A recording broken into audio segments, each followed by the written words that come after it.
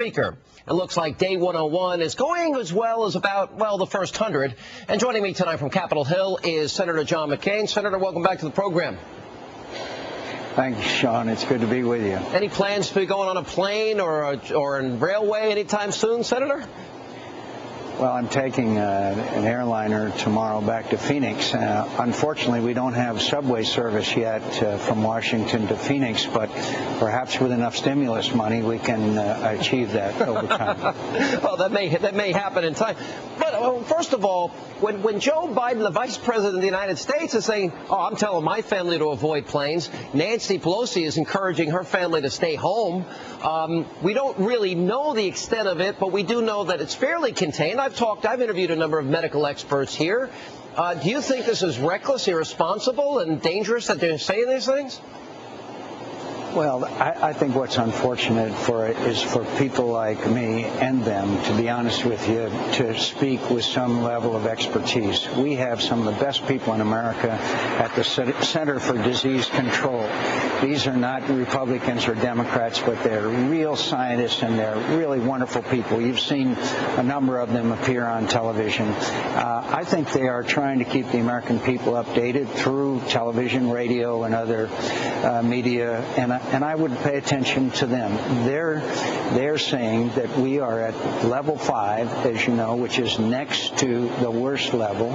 But they're also saying, go about your daily lives. If you see someone or hear someone or someone in your family has a fever, immediately seek medical help. Find out what it is. We've had school closures. We've had instances where action has to be taken. But they are making it very clear that we should not panic. And I think that's what we should say to the American people.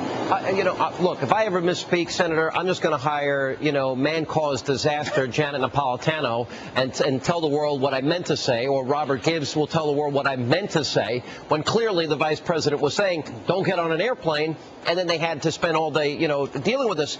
Now, you said something, you were quoted, I think it was on Time.com, that you think we now may need to consider closing the border with Mexico, considering Mexico is basically shutting down their schools and a lot of their businesses are shutting down.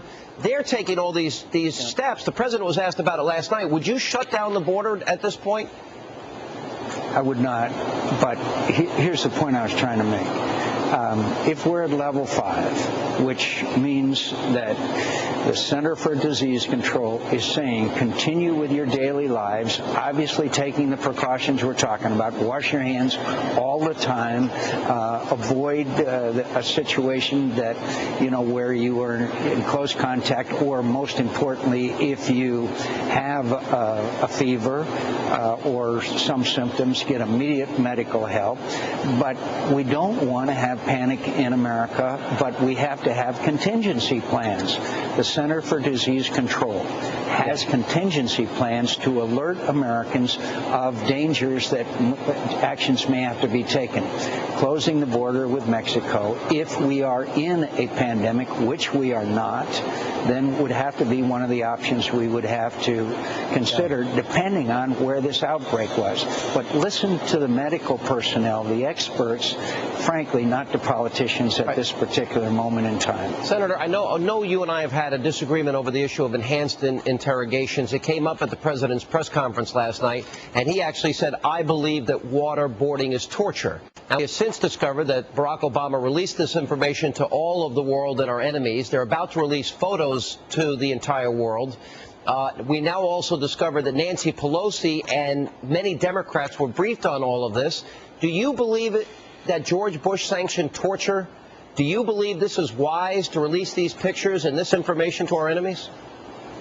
I believe that torture is unacceptable and a violation of the Geneva Conventions.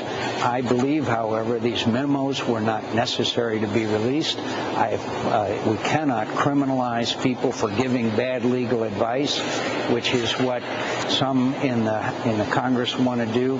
And it's time to move on. And we are in 2 wars. We have a precarious situation in Pakistan. We have an uptick of violence in Iraq. We have sending more troops to Afghanistan in what's going to be a long struggle.